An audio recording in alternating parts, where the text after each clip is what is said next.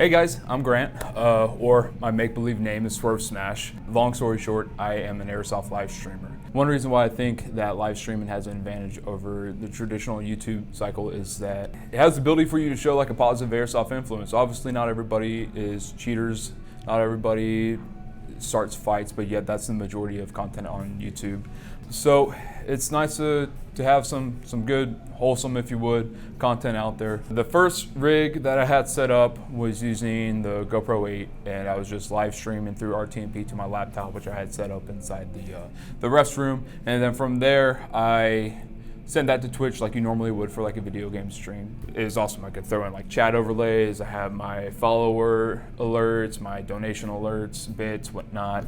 Eventually I figured out how to use TTS. That way people can talk to me in game. So I use a app on my phone called IRL Chat. And I just keep that right here. I flip it open, that way I can read chat in between matches, and then I have it going via Bluetooth to my headphones, and that'll play the alerts out loud. And then TTS as well. Makes it a lot easier to talk to people. TTS stands for text to speech. You can see people get trolled with it a lot on like Twitch. They'll put something funny or awkward in there and it makes their text read aloud onto the stream. I put it away, but I used the Walker Razors, the one that had the Bluetooth capability. But you can use any Bluetooth. Yeah, you could. I started off using AirPods. I had like one AirPod in underneath my Peltors. That didn't work so well, but it was something. Right now, I am using a GoPro Hero 5. I downgraded from my Hero 8 because it doesn't have the HDMI outputs. We'll get into that in a second.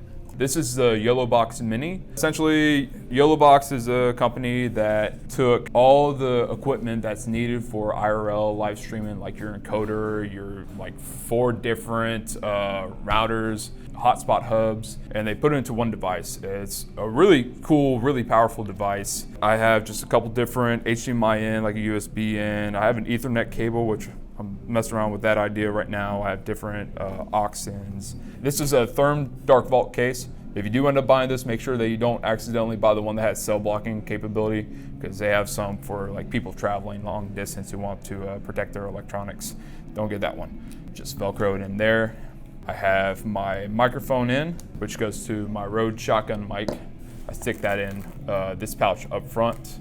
And I just run all my cables through my kit. Like I have this going through the corrugated tubing, then it actually splits off right here, goes into my kit. Then my HDMI out, that's gonna go through the kit into my backpack, then back around to my GoPro up here, plugs in. Power cables, obviously I run in huge battery packs.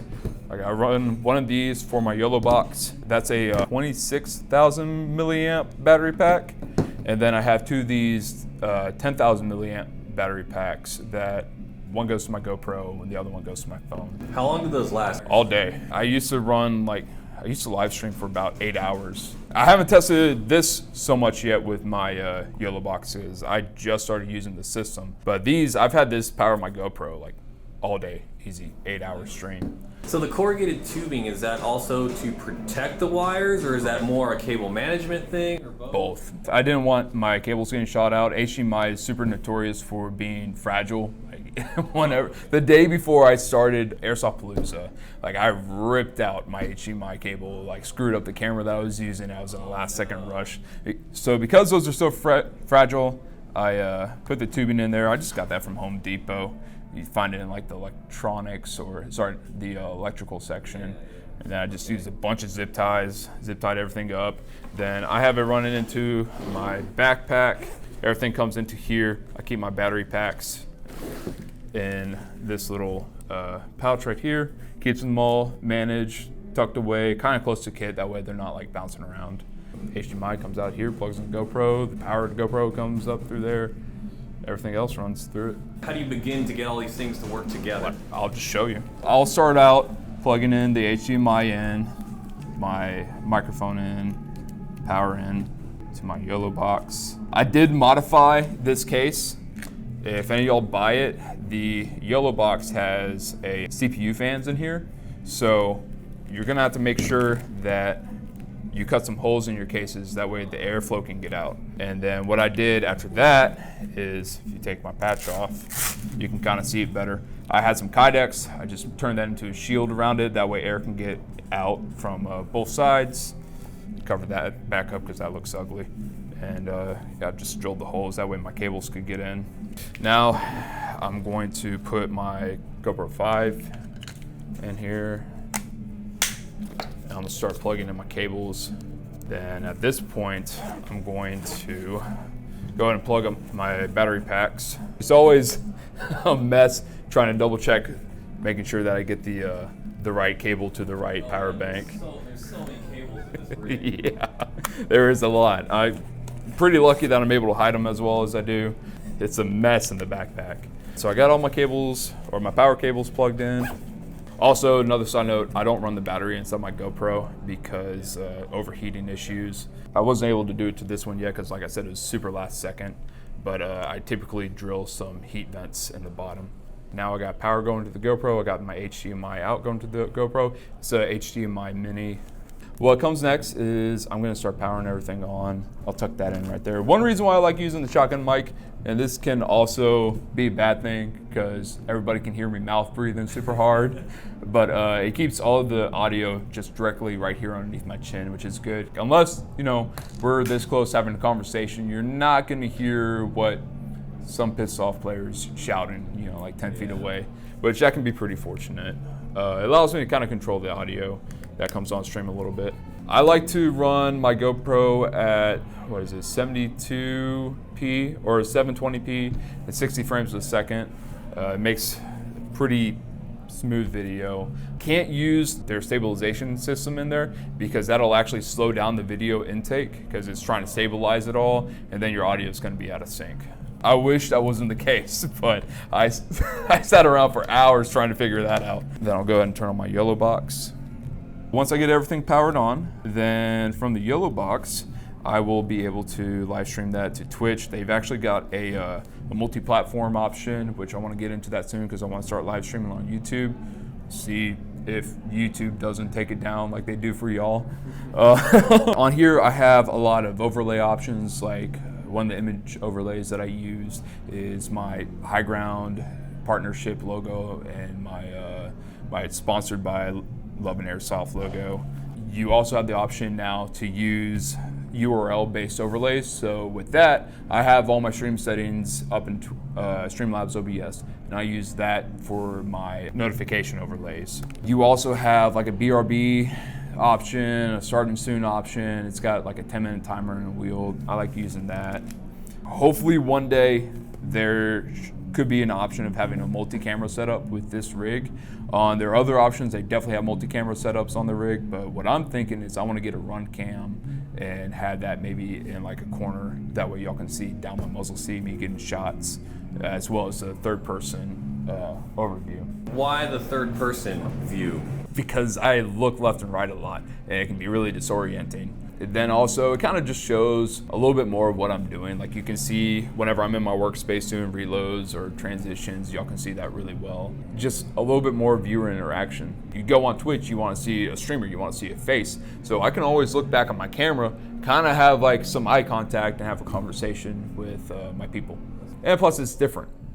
Why not do something different? Yeah. Obviously, the best thing to do if you're interested in using this platform is do your own homework, figure out how this works and what's going to be your best option.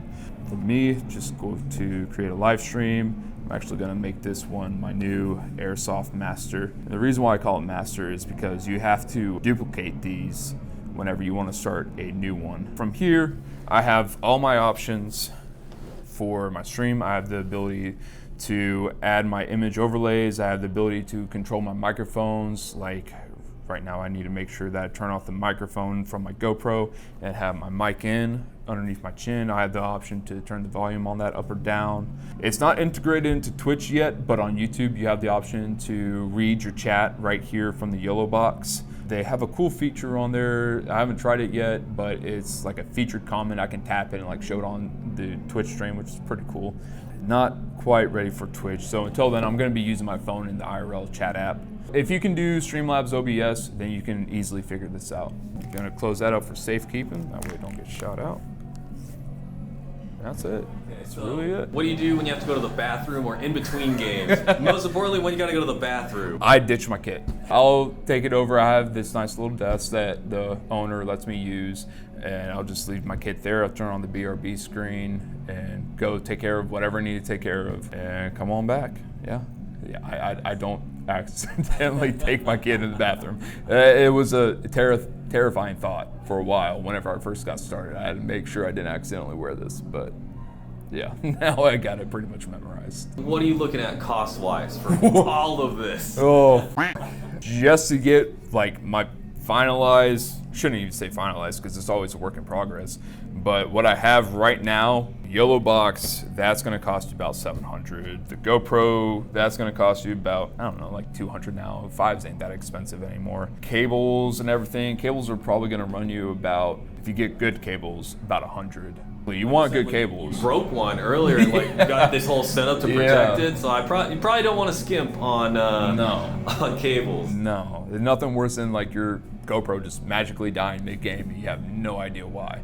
Battery packs are pretty expensive. The 10,000 milliamps were about, I want to say like 20, 30, so those weren't too bad, but my big one was about 60, and I think I got that on sale too.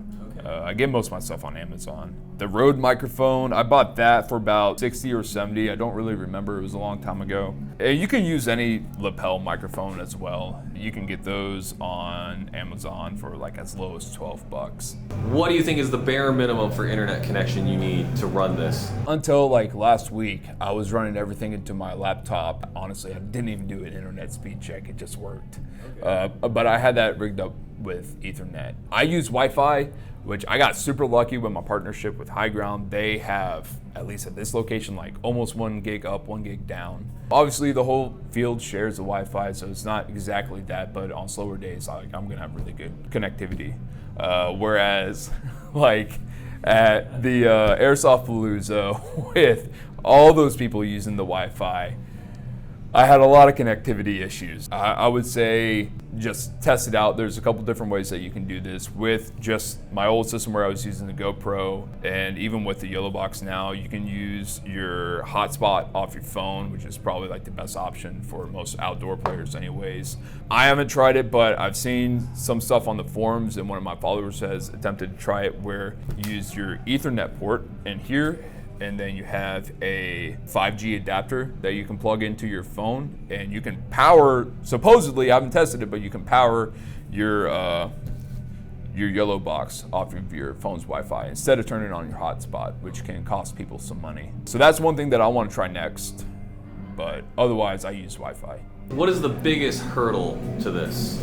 The biggest hurdle is learning to multitask. If you don't have any experience like Twitch streaming, or like even if you're just having a conversation with somebody, like a conversation that you're putting investment and emotional like emphasis on while working on something that takes like visual and your tactile skills, you're gonna have a hard time live streaming this. Now granted, like usually the community doesn't care. They're just happy to be there. I really appreciate y'all's interest. If y'all want to ask me any questions, anything at all, you can find me on Instagram, Discord, Twitch. All of those are swerve_smash. If you see me in person, just run over, tap your phone up against here, and it's pull up my link tree for y'all. Huge thanks to Swerve for generously sharing his livestream setup and walking us through the entire process. If you are thinking about getting into airsoft content and don't want to spend hours editing video, this setup could be for you. Once again, big thanks to Swerve Smash. Please do check him out on Twitch. And as always, this is Jet Desert Fox, and I'll see you on the field.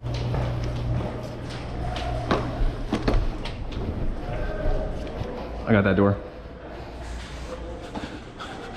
I got straight. I got straight if you look back.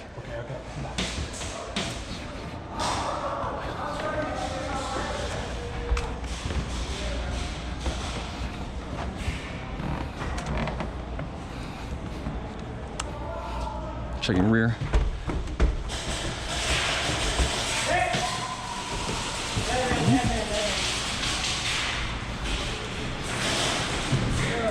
Good.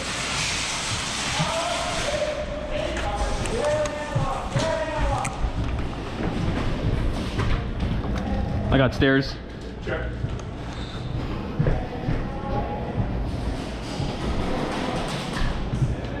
Yeah, it's up here. Yeah.